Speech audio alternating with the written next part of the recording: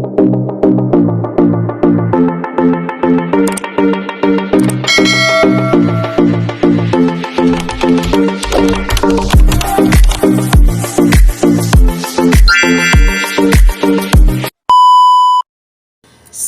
mo lamang ito bago kayo matulog sa gabi upang ikaw lamang ang kanyang mamahalin ng buong puso at ikaw lamang ang kanyang itatangi.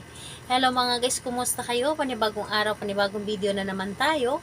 And sa araw na ito ay sana namang video ang aking tuturo sa inyo na simpleng gabay o simpleng pamamaraan na makakatulong sa atin. At bago ang lahat, gusto ko lang mag-disclaimer sa mga taong hindi naniniwala at hindi gusto ang mga kagaya nitong video. Please skip this video and maghanap kayo ng videos na gustong gusto nyo dahil ang video na ito ay para lamang ito sa mga taong naniniwala and gusto mag-try. Sa lahat po ng mga nagko-comment po dito sa aking video dito sa loob ng aking channel, mag-ingat sa lahat ng mga nagre-reply sa inyo na dinadala kayo sa kanilang WhatsApp and Imo app upang makaiwas po tayo sa scam. So, ayan po. Sambitin mo lamang ito sa gabi bago kayo matulog upang kayo lamang ang kanyang itatangi. So ito ay pwedeng gawin sa parihas sa ang kasarian, babae ito babae, and lalaki ito lalaki. Siyempre naman sa ating babae at lalaki na mag-partner. And pwedeng mo itong gawin kahit na kayo ay magkalapit at magka-LDR sa isa't isa. The best mo itong gawin lalo na kapag kayo ay magka-LDR dahil kinakailangan natin na tayo lamang ang laging isipin, tayo lamang ang laging mamahalin ng ating partner dahil ayaw natin na mawala siya sa buhay natin. Dito ay wala ka ng kailangan ng materialis. Ang kailangan mo lamang dito, siguraduhin isang inyong sarili. Kailangan na siguraduhin ninyo sa inyong sarili na gustong-gusto mo itong gawin. Ito ay makakatulong sa inyo. Ito po ay isa sa mga dahilan kung bakit kayo po ay mamahalin ng labis-labis ng inyong partner at kayo lamang ang gusto niyang makasama sa habang buhay. Dito ay kailangan mo lamang itong sambitin kahit sa isip lamang bago kayo matulog. So, ang gagawin nyo lamang dito, pumikit at i-visualize mo lamang ang inyong target. I-visualize mo lamang ang inyong target. Dapat alam mo sa iyong sarili na positive ka or hindi ka nag-iisip ng mga negative at kailangan na clear po ang iyong isipan, yung wala kang mga iniisip na mga problema. So, kapag okay ka na, yung tipong nakahiga ka na sa gabi, ay kailangan na mag-isa ka lang.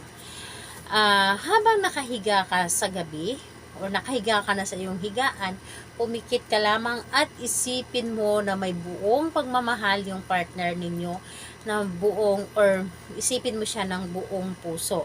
And gamit yung isip, and pwede ding pabulong, pero gamit yung isip, and ayun po, ang gagawin po ninyo, isipin mo siya at sasabihin mo lamang sa iyong isip na yung pangalan niya at apelyedo at sabihin po ninyo, akin ka lamang ng buong buo at ako lamang ang iyong itatangi.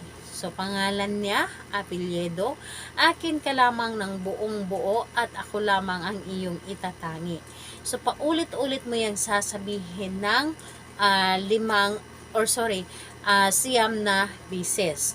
So, siyam na beses po yung pangalan niya at apelyedo, akin ka lamang ng buong buo at ako lamang ang iyong itatangi. So, yun po ang inyong sabihin o sambitin kahit yung isip nyo lamang ang inyong paganahin. So, yun po ang inyong gagawin. Mas maganda na gawin ninyo ito gabi-gabi dahil kapag ito ay ginagawa ninyo gabi-gabi, lalo na sa mga hindi na nagkakaintindihan, yung tipong nanglalamig na yung partner ninyo sa inyo, gawin po ninyo ito. Or yung partner ninyo na para bang napapansin ninyo na may kakaiba sa kanya, gawin po ninyo ito sa kanya para manumbalik yung dating init ng inyong pagmamahal kung ano man kayo dati. So, ayun po. Pagkatapos po ng siyam na beses, matulog na kayo at kinabukasan kapag matulog kayo, kapag hindi ninyo nakalimutan, gawin po ninyo uli para tuloy-tuloy ang gana nito at ayun po, maramdaman niya na mas mahalaga ka sa kanya.